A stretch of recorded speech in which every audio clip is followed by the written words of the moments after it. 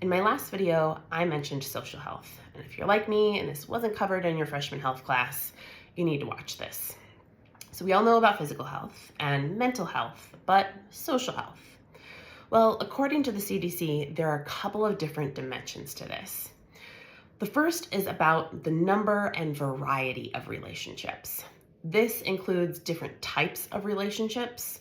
Think about friends or families or coworkers. It also includes different situations in those relationships you might need to navigate. Think about how you show up differently at a dance party than a disagreement. Even just shouting one word, hey, or hey, can read very distinctly differently in those different situations. It also includes how you navigate a variety of environments. The way that you dance at a work event probably isn't going to match the way that you dance when you're in Vegas with your best friend. Or how you disagree at work with your boss probably looks different than how you disagree at home with your spouse. The thing to keep in mind about this dimension is that there's no one right mix. We all need variety, but what that variety looks like is a little bit different for everyone. The other dimension to look at when it comes to understanding your social health is quality. It starts with participation. This is the entry point for any relationship, and it makes people feel included. The next level deep is connection. And when people can connect, they feel understood and seen.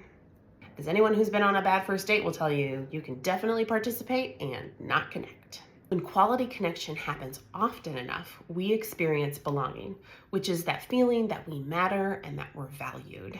For belonging to feel genuine, a couple of other things also have to exist. First is that it has to be mutual. This feeling of connection can't be one-sided. It's got to go both ways. The other thing for belonging to feel genuine is that there has to be an acceptance of differences.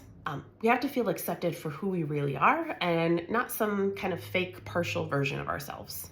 Unlike the previous dimensions, we all tend to crave that deeper level here, the belonging and the connection. Participation alone is not enough. Maybe for some of us, we experience something I like to call belonging in name only. We're technically part of the group, but we're lacking some of those deeper level connection, mutuality, and acceptance qualities. Honestly, it's really exhausting to keep participating when there isn't much depth to a relationship. This is the connection gap. The key to closing this gap is not to pull back on participation, but to make the most of those interactions, to make them count for something more. Having substantial conversations can help to close that connection gap. It can help people to experience that feeling of being seen and understood. Look, for some relationships, connection comes easy because there's already this shared love for the same sports teams or the same beliefs, or you're both fluent in 90s movies quotes. You're killing me, Smalls. But when that overlap doesn't exist, we have to put in the work to show we care and build connection the hard way. If starting deeper level conversations sounds intimidating, we are here to help. Check out the classes at schoolforriskyconversations.org.